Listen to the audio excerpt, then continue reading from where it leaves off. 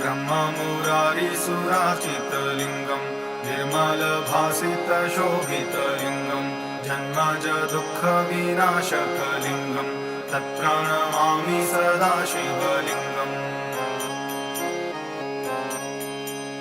देवमुनिप्रवरार्चितलिङ्गं कामदहं करुणाकरलिङ्गं रावणदर्पविनाशनलिङ्गं तत्प्रणमामि सदा शिवलिङ्गम्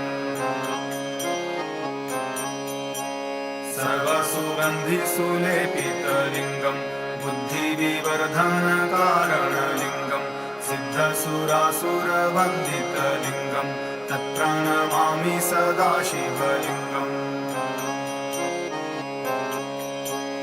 कनकमहामणिभूषितलिङ्गं फणिपतिवेष्टितशोभितलिङ्गं दक्षसूयज्ञविनाशनलिङ्गं तत्प्रणमामि सदा शिवलिङ्गम्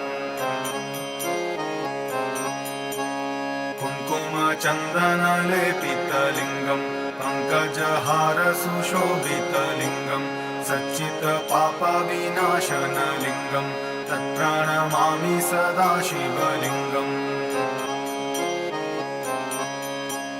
देवगणार्चितसेवितलिङ्गं भावैर्भक्तिभिरेव च लिङ्गं दिनकरकोटिप्रभाकरलिङ्गं तत्प्रणमामि सदा शिवलिङ्गम्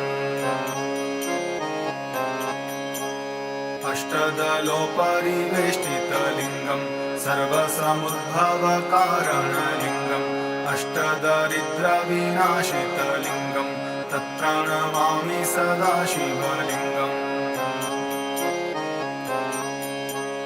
सुरगुरुसुरवरपूजितलिङ्गं सुरवनपुष्पसदार्चितलिङ्गं परात्परं परमात्मकलिङ्गं तत्प्रणमामि सदा शिवलिङ्गम्